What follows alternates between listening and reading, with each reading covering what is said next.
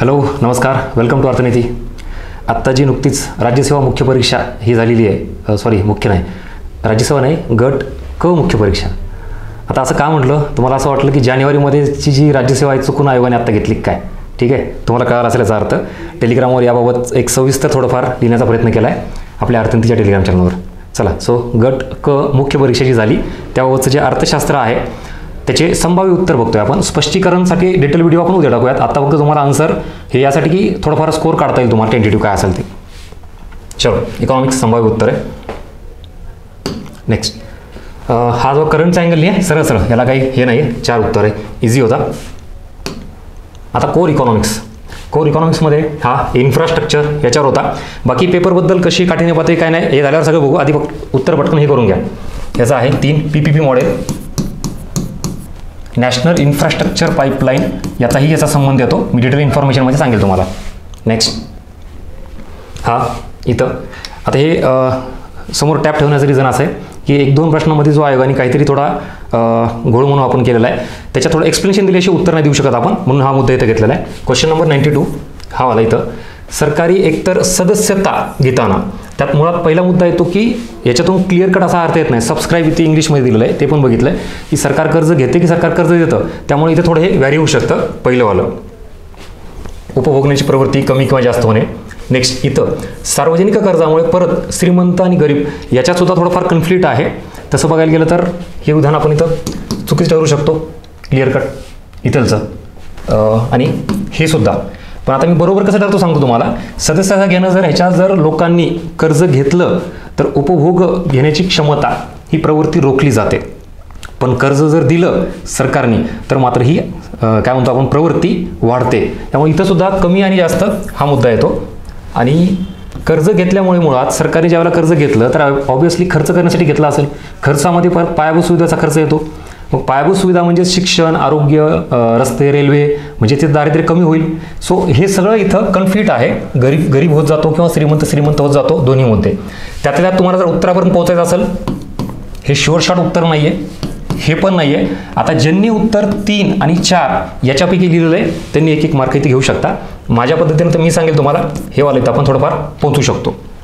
बाकी आयोगाचा आल्यावर आपण हे करू. आणि याचे रेफरन्स तुम्हाला किंवा काय असेल टेलिग्रामवर मिळून जाईल आपल्या अर्थनीतीच्या.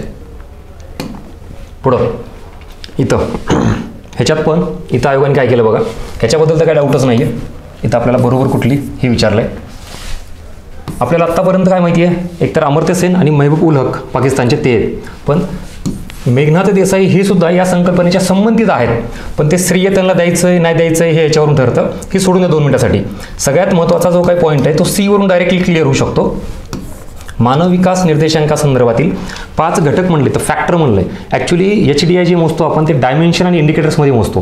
त्याला 3 डायमेन्शन्स आहेत आणि त्याचे परत सब पॉईंट जर बघितले तर आरोग्याचे 1 पॉईंट आहे, शिक्षणाचा 2 पॉईंट आहे आणि राहणीमानाचा परत 1 पॉईंट आहे. म्हणजे ह्या सगळ्या इंडिकेटर्सचा आणि डायमेन्शनचा जर विचार केला, कुठलाही आकडा हा 5 याच्यामध्ये बसत नाही.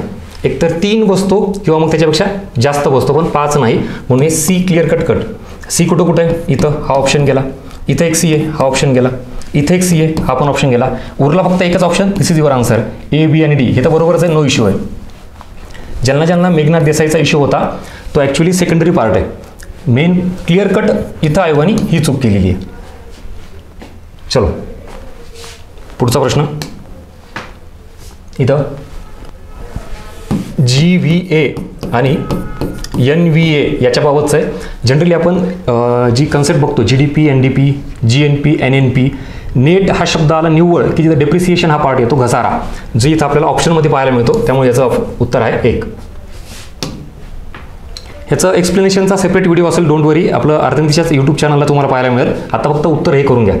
पुढं नेक्स्ट, क्वेश्चन नंबर 95. इथं तर क्लिअर कट आहे, ह्याचाही काही विषय नाही. A आणि B इथं अयोग्य विचारलं आहे. स्वातंत्र्यप्राप्तीनंतरच्या सुरुवातीच्या काळात शेतीच्या उत्पादक आणि वेगाने वाढ झालेली म्हटलं आहे. ह्याच्यासाठी फार मोठ्या प्रमाणात आपल्याला आकडेवारी बघावं लागते, चेक करावं लागते. आणि सुरुवातीचा काळ म्हणजे किती नेमका, 1950 ते 55, काय 1955 ते 60 की 65. मग ॲक्च्युली जो आपला ह्याचा हरित क्रांतीचा जो घटक आहे तो 65च्या नंतर आहे. तिथून मोठ्या प्रमाणात आपलं उत्पादन किंवा प्रोडक्टिव्हिटी हे सगळं वाढलेलं आहे, पण तो सुरुवातीचा काळ म्हणून कन्सिडर करू शकत नाहीत आपण. त्यामुळे इथं काही हे नाही. शेतीच्या उत्पादित वाढीत सर्वत्र समान, हे तर डेफिनेटली कट आहे इथं. बाकी तुम्ही जरी समजा ह्याच्या कन्फ्यूज असाल तर हे बी चुकीचं आहे. मग इथं आपल्याला अयोग्य विचारले, बी कुठे आहे? इथं एक बी आहे आणि इथं एक बी आहे, त्यामुळे ह्याच्यात तर विषय येतच नाही. आणि ह्याच्यात इथं सी, जगातील इतर विकसनशील देशाच्या तुलनेत भारतीय शेतीची उत्पादकता अजूनही बऱ्याच प्रमाणात कमी आहे. Yes, exactly. तुम्ही जर विशेषतः विकसित देशाची तुलना केली तर हे वाक्य आपल्याला बरोबर ठरवता येतं. सो युअर आन्सर इज 2, ए आणि बी. नेक्स्ट, शून्याधारित अर्थसंकल्प, याच्याबाबत पण थोडी गफलत आहे इथं. फक्त बी असं माझ्याकडून उत्तर आहे. काय विचारलं आपल्याला? योग्य. हे म्हणजे हे एक चुकीचं आहे, हे एक चुकीचं आहे. ह्याच्यात इथं तुम्हाला इयरमध्ये पण, याच्यात जास्त डाऊट नाही कृषी विभागाचा काय, पण इयरचं सांगतो इथं 1962, 1962 हे आहे, म्हणून ते चुकीचं आहे. आणि इथं काय आहे? 1998च्या ऐवजी 1986-87 आहे. क्लिअर कट, हे उत्तर आहे त्याचं योग्यमध्ये. नेक्स्ट, हां, ह्याच्यात पण काही कन्फ्युजन अवघड वगैरे असं काही नाही. हे रेकॉर्डचं आणि ॲडम स्मिथचं इथं अल्टरनेट केलेलं आहे त्यांनी, त्यामुळे हे 2 चुकीचे आणि हे बरोबर. ह्याच्यात पण थोडं नावात हे केलेलं आहे, एक्सप्लेनेशनमध्ये सांगतो तुम्हाला, पण क्लिअर कट ह्याचा आन्सर आहे. पुढं आता टपाल सेवेमध्ये ए आणि सी काय विचारले? बरोबर. विषय काय ते इथं ह्याच्यात क्लिअर कट त्यांनी चुकवलं आहे. 2004 पाहिजे तर 3 दिलं आहे. इथं 1872 नाही आहेत, 1874 आहे, त्यामुळे हे चुकीचं आहे, हे चुकीचं आहे. अशा ऑप्शननुसार आपण इथे जाऊ शकतो. इथं काय येतं आता? टपाल सेवेची सुरुवात तसं पाहायला गेलं तर 1837ला तो प्रॉपर ॲक्ट म्हणून असा सापडतो आपल्याला. ह्याच्या अगोदरच ॲक्च्युली सुरुवात झालेली आहे, लॉर्ड कॉर्नवॉलिस वगैरे तो मुद्दा, ठीक आहे. पण आताचा पर्याय नाही आहे, त्यामुळे हा इथलचा. इथं ह्याचं 3 आहे. याच्यात शक्यता एक थोडी कॅन्सल होण्याची म्हणा किंवा कशाची काय, तिथे दिले जे 1895 हे ॲक्च्युली इथं आहे 1892, पण बाकी सगळ्या ह्याच्यानुसार जर बघितलं तर 3 आहे. हे घ्या याचं उत्तर. पुढं लास्ट क्वेश्चन. इथे तुम्हाला ह्याच्यात पण काय कन्फ्युजन नाही आहे. तुम्ही निव्वळमुळे जर कन्फ्यूज झाला असाल तर मुळात परकीय चलन साठा, फॉरेक्स रिझर्व याच्यामध्ये येतं काय काय तर आपल्याला जनरली माहिती, RBIकडे असलेलं सोनं, परकीय चलन, त्याच्यानंतर SDR, RTP. मग एवढ्या ह्याच्यामधले इथं SDR, RTP कुठं उल्लेख केलेला नाही आहे, पण सोन्याचा उल्लेख आहे आणि इथं विदेशी चलन मालमत्ता म्हणजे परकीय चलनाचा उल्लेख आहे, ए आणि डी. बाकी याचा संबंध परकीय चलनात येतच नाही आहे, हे सुद्धा गव्हर्नमेंट सिक्युरिटीचा येत नाही. चलो, सो दिस इज युअर संभाव्य आन्सर. होप सो की तुम्हाला लक्षात आलं असेल हे सगळं आत्ता घेण्यामागचा उद्देश काय, आणि 1-2 जे प्रश्न डाऊटफुल आहेत त्याचा रेफरन्स किंवा काय आपल्या अर्थनीतीच्या टेलिग्राम चॅनलवर मिळून जाईल. बाकी पेपरबद्दल टेन्शन न घेता जे आत्ता जे झालं आहे ते ॲक्सेप्ट करा आणि इथून पुढच्या ज्या परीक्षेच्या टार्गेट करा.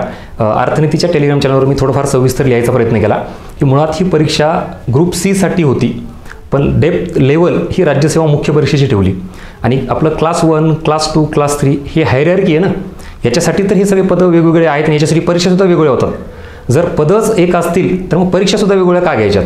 त्यामुळे हे थोडंफार कुठेतरी मॅनेज काय म्हणतो सकारात्मक बदल झाला पाहिजे आणि आयोगाने ते व्यवस्थित व्यवस्थापन केलं पाहिजे अशी अपेक्षा आहे. बाकी आपण ज्या काय डायरेक्शन अभ्यास करतो त्या परीक्षेचे काहीतरी डिमांड विचारात घेऊन आपण अभ्यास करतो, पण मुळात आयोगाने जी ठेवली आहे ग्रुप C ही लेवल म्हणल्यानंतर ऑब्व्हियसली त्याची लेवल ही तशीच असली पाहिजे होती. बाकी आता तुम्ही म्हणा सर तो आयोगाचा अधिकार आहे, सगळं ना, आयोग घटनात्मक आहे, प्रश्न तयार करायचा अधिकार आयोगाचा आहे, सगळं आहे, पण मुळात आयोगाने जो दिलेला सिलेबस आहे, जी लेवल आहे ग्रुप A, ग्रुप B, त्याच्यानुसारच पदं वेगवेगळे आहेत, त्याच्यानुसारच परीक्षा वेगवेगळ्या होतात. म्हणून तर आपलं थोडाफार सिलेबस, डेप्थ आणि इव्हन आपलं प्लॅनिंगसुद्धा हे वेगवेगळं असतं. पण ज्या वेळेला ही अनसर्टनिटी येते क्वेश्चन पॅटर्नची, डेप्थची आणि नेमकं सिलेबसची, याची सांगडच कुठं बसत जर नसेल, सतत फ्लक्च्युएशन दिसत असेल तर आपल्या प्लॅनिंगला काही अर्थ नाही. आपण मग ही जी डायरेक्शन ठरवलेली आहे आयोगाच्या लेवलनुसार कुठंही मॅच होताना दिसत नाही. ठीक आहे, चलो, सो यावर परत आपण सविस्तर बोलू. तोपर्यंत चॅनल सबस्क्राईब केलं नसेल तर करून ठेवा आणि आपल्या अर्थनीतीचा टेलिग्राम चॅनल याच्यावर टचमध्ये राहा, तुम्हाला सगळ्या गोष्टी मिळून जातील. भेटूया पुढच्या व्हिडिओमध्ये. Thank you so much.